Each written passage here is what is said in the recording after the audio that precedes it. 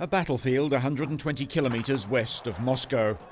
This is where one of the world's most revered military figures, Napoleon, won a battle but lost a war in 1812. His strong army failed to strike the knockout blow that Napoleon so badly needed. He had amassed an army of about 500,000 men, half of them French and the rest from Confederate countries. He was in need of a big success to bolster his reputation at home as a hero.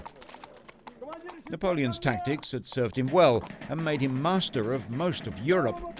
He would drive his quarry into a massive battle and defeat them and force them into a peace agreement that favoured France. At the end of this September day in 1812, the ground was strewn with tens of thousands of corpses and wounded. Waging war with Russia, but it was not going his way. The Russians fought gallantly and retreated in good order. Napoleon had failed to deliver a quick and crushing blow. He did go on to take Moscow, but only what was left of it, as the Russians had set the city on fire. The Russians also evacuated the city and continued the fight by using single raids and guerrilla tactics. Recently, the battlefield was identified and archaeologists began work on learning as much as possible of this historic battle by sifting through the remnants. The skeletons are in a mass grave located in the Lithuanian capital city of Vilnius. It's difficult to estimate the number of Napoleon's soldiers that rest here. Numbers range from 10 to 30,000. Originally, the remains were thought to belong to victims of another dictator, Stalin, but careful archaeological examination revealed the truth. Napoleon had left many wounded to die from disease, cold and starvation.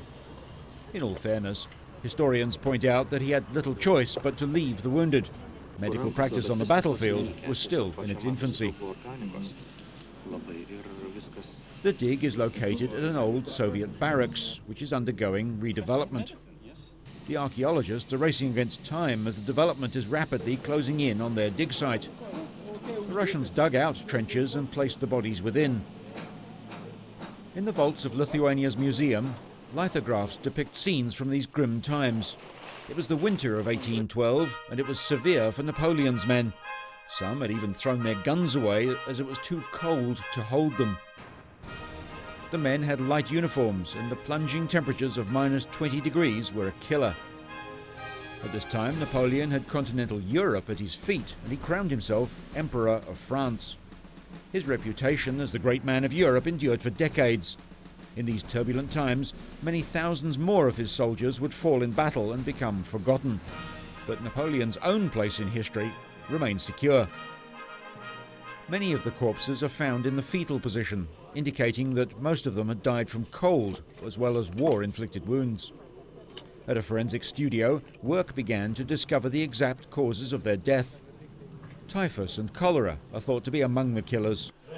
A cemetery church was chosen as a place to store the bones until, one by one, each bag is investigated. After the forensic inspection, the ghostly soldiers will be reburied and left to rest in peace. Although the Russians stripped the bodies of valuables, some items, such as buttons, have been recovered.